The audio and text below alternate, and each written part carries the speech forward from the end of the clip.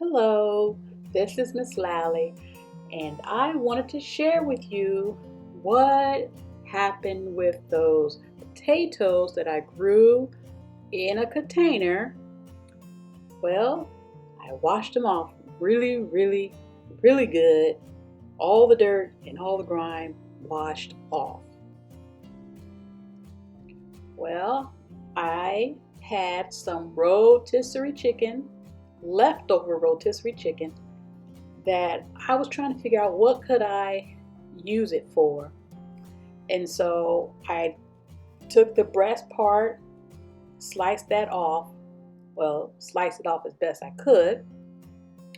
And then, also I removed the skin off the chicken breast slices and sliced the chicken breast up into cubes, or the best I could into chicken breast cubes.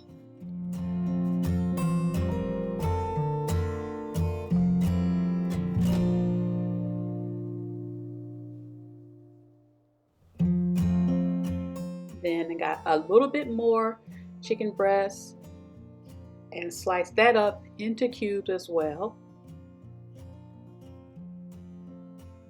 It's always good to have little recipes that you can come up with when you get a rotisserie chicken.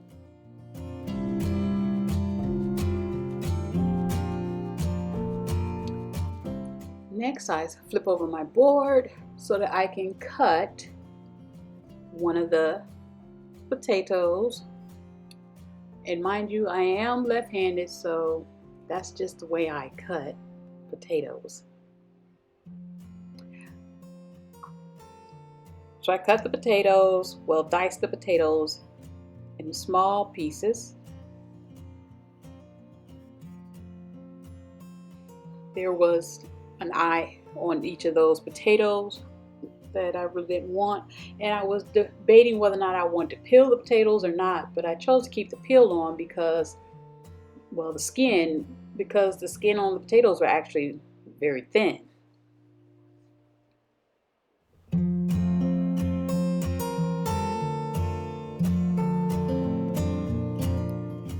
Cleaning my area up.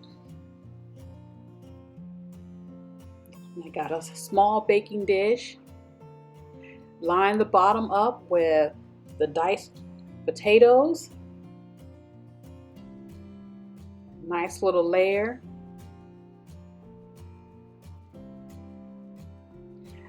Some bacon bits.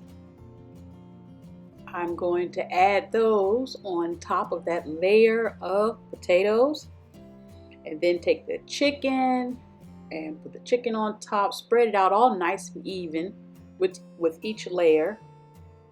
The potatoes, the bacon bits, and the chicken all spread it out nice and even. Then I'm going to get, I took some cheese and shredded the cheese. So I have a nice layer of cheese on top of the chicken.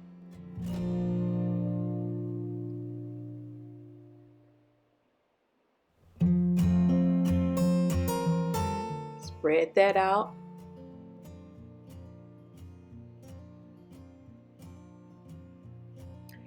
Then I take another potato and dice that potato up into small pieces and spread it out over the cheese evenly.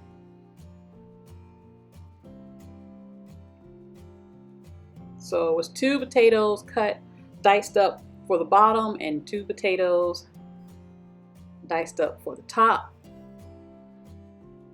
And spread them out nice and even.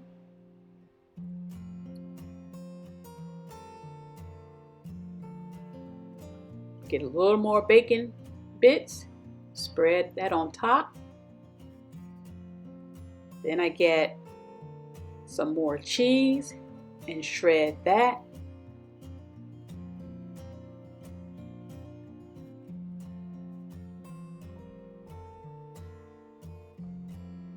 And then I want to spread the cheese evenly on top.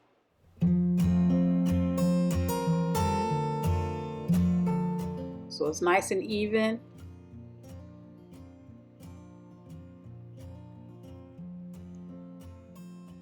And I'll take a pat of butter, break it in half, and take a little more butter, put that in the middle, and take some heavy whipping cream. I don't have any measurements to tell you about as far as this dish I'm putting together. I normally make a lot more in a bigger dish, but this was just, I wanted to just make a small dish of this particular recipe. So I spread the heavy cream over so that I have just enough to really cover that bottom layer of potatoes. And I preheat the oven to 350. While my oven is preheating to 350, gotta make sure you clean up your area after preparing a meal, because it just makes doing the dishes much easier if you clean as you go. I try to do that as I cook, or whenever I cook. I don't always do it, and then end up with a whole lot of dishes to clean up after we have eaten.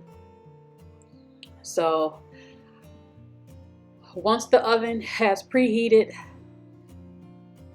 then I will let it cook. But first, have to put some foil over the baking dish. Put it in the oven, nice, well heated oven. Set the timer.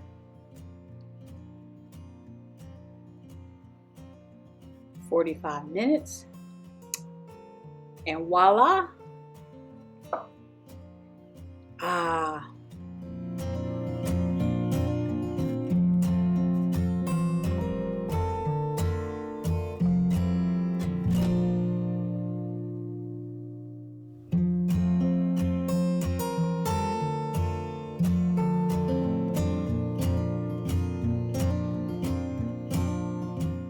You cook them long enough just so that the potatoes are good and tender, and you definitely want to check that. That's the main thing, is you want to wait till the potatoes get good and tender.